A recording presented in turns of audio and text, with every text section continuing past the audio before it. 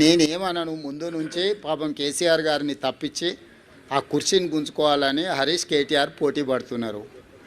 So ఒకసారి వాళ్ళకి అవకాశం ఇస్తే వాళ్ళ పరిస్థితి ఏదో వాళ్ళకి అర్థం కావాలని కేసీఆర్ గారు మౌనంగా ఉన్నారని నేను అనుకుంటున్నా. కేసీఆర్ గారు క్రియాశీలక రాజకీయాలలో లేరు, వారి ఆరోగ్యం కూడా అంతంతగానే ఉంది. క్రియాశీలక రాజకీయాలలో లేకుండా ఆరోగ్యం అంతంతగా ఉన్న ఒక నాయకుడిని విమర్శించడం భావ్యం కాదని నేను భావిస్తున్నా. కేసీఆర్ గారి క్రియాశీలక రాజకీయాలకు వచ్చినప్పుడు తప్పకుండా వారి పట్ల నేను స్పందిస్తాను. నా సూచన ఒక్కటే మీకు, ఇక డెవలప్మెంట్ మీద ఫోకస్ పెడదాము. రాబోయే 2 సంవత్సరాలు ఫోకస్డ్గా మన రాష్ట్రాన్ని అభివృద్ధి చేసుకుందాము. ఎవరితోనైనా సరే కొట్లాడతాం, తెలంగాణ కోసం భయపడం, యాందాకాని పోతాం, ఈ కొండ మీద గోపైనా సరే కొట్లాడతాం తప్ప ఇడిచిపెట్టాం. ఇక్కడ ఏమి ముఖాలు చూసేది కానీ ఇంకోటి కానీ నైసిటీస్ ఏమి లేవు. There is no nicety at all. We'll fight, డెఫినెట్గా ఫైట్ చేస్తాం. ఎందుకంటే రక్షించుకోవాలి, రాష్ట్రం యొక్క హక్కులు రక్షించుకోవాలి, నీళ్ళు రక్షించుకోవాలి, రాష్ట్ర ప్రజల ప్రయోజనాలు రక్షించుకోవాలి. ఈ విధంగా ఇప్పుడు మా కళ్ళ ముందే జరిగినటువంటి దీనిలో ఈ దుర్మార్గంలో ఎట్లా మౌనం పాటిస్తాడు కేసీఆర్? ఎందుకు మౌనంగా ఉంటాం? ఎవరి కోసం ఉంటాం? ఎందుకోసం ఉండాలి? కాబట్టి అరాకిరి ముచ్చట్లు కావు.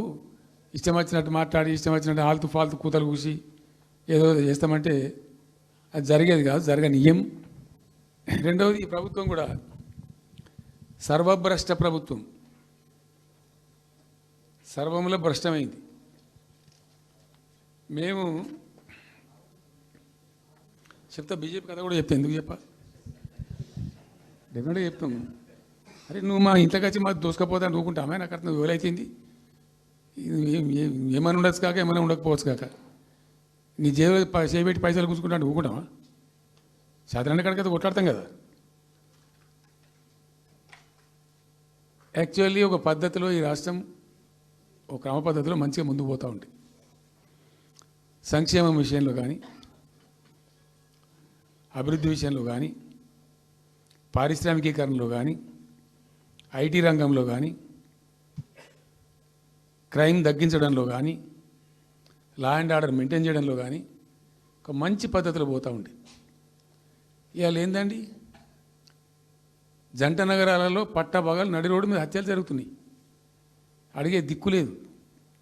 మానభంగాలు జరుగుతున్నాయి, రేపులు జరుగుతున్నాయి. ఎన్సీఆర్బీ రిపోర్ట్ ప్రకారంగా 20% క్రైమ్ రేట్ పెరిగింది తెలంగాణలో. పీస్ఫుల్ స్టేట్ ఉండే, ఫ్రెండ్లీ పోలీసింగ్ ఉండే, అవన్నీ ముఖ్యమైపోతున్నాయి ఇవాళ తెలంగాణలో. చూస్తున్నాం మేము, మనం పాటించడానికి చూసుకుంటూ, గమనించుకుంటూ, రికార్డు చేసుకుంటూ అని చర్చ చేస్తున్నాం. ఎప్పటికప్పుడు పెరిగిపోయినాయి. వాగ్దానాలు ఏంటంటే వీళ్ళు చేసినాయి. మంచిగా ఉన్న ప్రజలను, మాకు ఓటేసే ఉద్దేశంలో ఉన్న ప్రజలను పచ్చి అబద్ధాలు టెంప్ట్ చేసి, మోసం చేసి, ఈ రాష్ట్ర ప్రజానీకాన్ని మోసం చేసి, దొంగ మాటలు చెప్పి, మాయ మాటలు చెప్పి, అర్రాస్ పాటలు వాడినట్టు వాడినండి, వేలం పాట వాడినట్టు. కేసీఆర్ 10,000 ఇస్తాడు రైతు బంధుకు, మేము 15,000 ఇస్తాం. మహిళలకు 2,500 ఇస్తాం. కేసీఆర్ కళ్యాణ లక్ష్మి ₹1,00,000 ఇస్తాడు, మేము తులం బంగారం కల్పిస్తాం. మీరు పెళ్లిళ్ళు చేసుకోకుండా ఆపుండ్రి. ఇదే ప్రభుత్వం మీరు చెప్పినటువంటి మాటలు, పెళ్లిళ్ళు చేసుకుంటూ ఆగిపోండి, మీరు నవంబర్లో వేసుకునే బదులు డిసెంబర్లో వేసుకుంటే తులం బంగారం కూడా వస్తుంది. ఉపన్యాసాలలో చెప్పినండి, మా ఉన్నాయి ఆ క్యాసెట్లని. ఇంకేం చెప్పిండ్రు?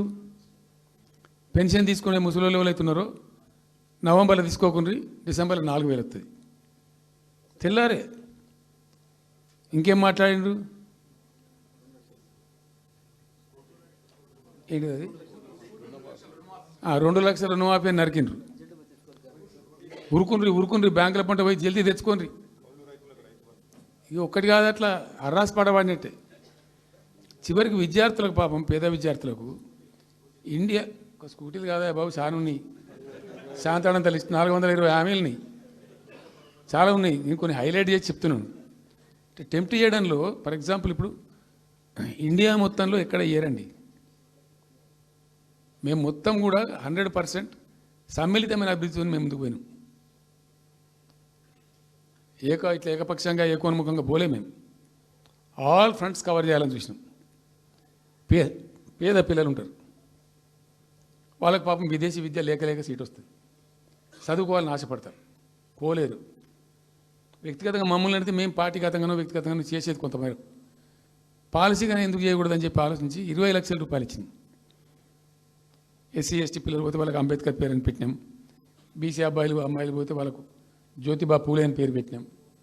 రకరకాలుగా మొత్తం మీద వాళ్ళకి 20 లక్షల రూపాయలు ఇచ్చినాం.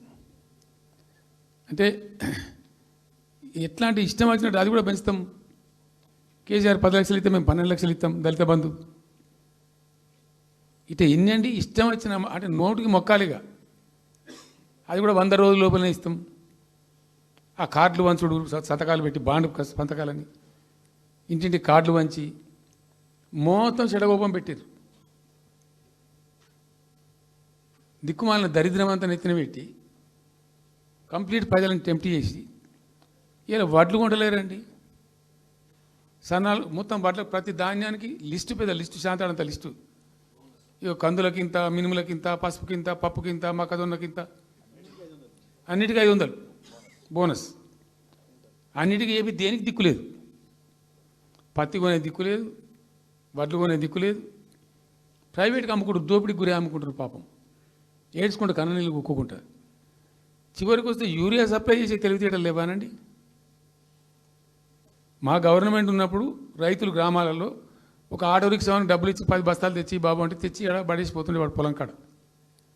ఇవాళ రైతులు రోజుల తరబడి, గంటల తరబడి చెప్పులు పెట్టి, బీఆర్ఎస్ లేకముందు చెప్పుల లైన్లు ఉండే, బీఆర్ఎస్ ఉన్న రోజులు చెప్పుల లైన్లు మాయమైనవి. మళ్ళీ ఇప్పుడు కాంగ్రెస్ రాగానే మళ్ళీ ఇప్పుడు చెప్పుల లైన్లు స్టార్ట్ అయిపోయినాయి వరుస పెట్టి. మళ్ళీ ఇప్పుడు ఏందో యాపో బోపో తెచ్చిండ్రు, అది ఒత్తితే నడచలేదు, పిక్తలేదు. అది ఏ ఎరువు బస్తాకు యాప్ ఎందుకైనా నాకు అర్థం కాదు. ఇంకా ఆ యాప్లో కూడా నాకు పూర్తిగా తెలియలేదు. నేను రాత్రి కూడా చెప్పే ఆ యాప్లో ఏముంటుందట. ఇప్పుడు నాకు పట్టిందా, అది ఎన్ని మాటలు ఇస్తారట.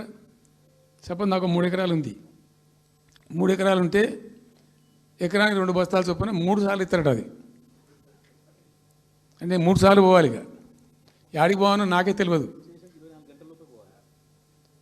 ముఠమూల యాపే దొరకదు కాలబెట్టి. అది ఏదైనా చదువుకుని పూరాన్ని పెట్టుకొని విని పట్టుకొని తిప్పలు పడదామంటే కూడా ఆ యాప్ ఒత్తితే ఏం కనబడుతుందట.